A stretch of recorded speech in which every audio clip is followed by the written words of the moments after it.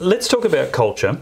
We're going to be talking to Bernard Gaynor in just a moment, and he's going to be revealing, I think, as a cultural emergency in this nation, with extremely obscene graphic novels intended for children being placed in public libraries and school libraries by your councils and schools. And this is toxic poison, proactively present to try and take the hearts and minds of our children and utterly corrupt them.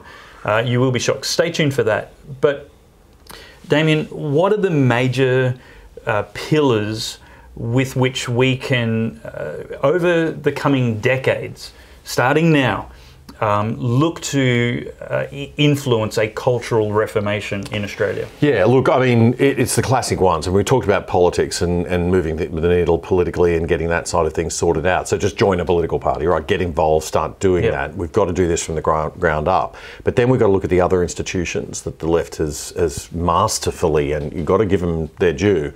They have done a great job, and we are 30, 40, 50 years behind. It's a winning formula. Yeah, so they're in the media, they're in the, obviously, the ABC, they have their own media outlet.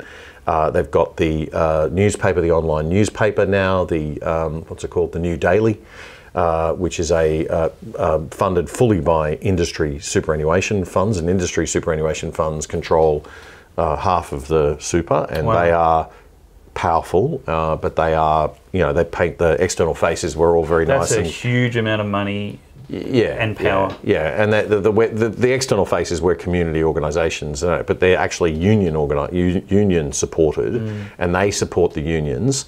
I'm not sure to what extent. I'm not an expert on this, but I know that there is donation flow to the unions, and the unions donation flow to Labor. Absolutely. So that's how the left's got its sort of financial side sorted. So they're much better at capital management. We've got to get much better at, the irony is that, of course, one of the complaints of Marx of capitalism was that, you know, you're going to wind up with the politics all supported by the capitalists, because the left will never have enough money. The proletariat will never have enough money to, in actual fact, it's the opposite now.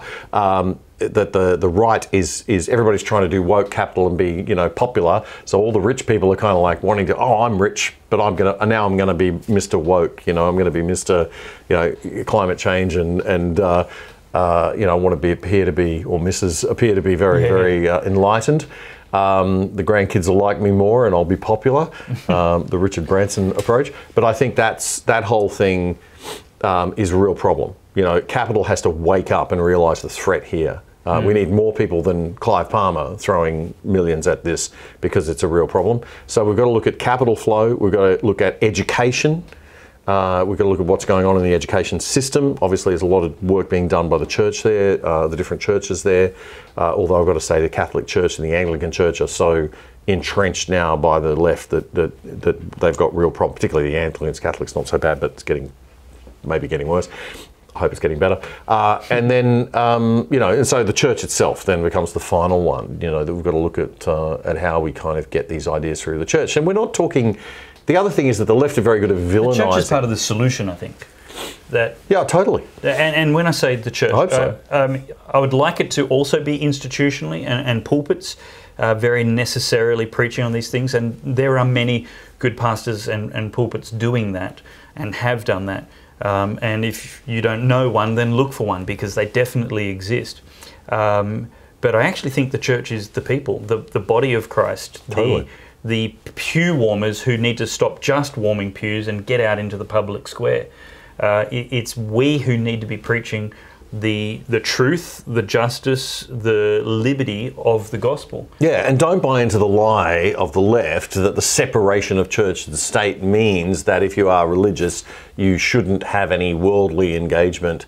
It's not true of Christianity. That's not the idea. Christ did not preach that you have no engagement in politics and in the life, and it's not even true of the original concept of the separation of church and state. What he actually did preach was take your light and set it on a lampstand so that all may see. Yes. And that's exactly what I'm teaching, and it's not my idea, it's Jesus's. There is much darkness in the public square, and if we have the light to dispel the darkness in every corner, then that's exactly what we need to do with it, is, as Jesus said, not hide it, but stick it on a lampstand so all can see it. Yeah.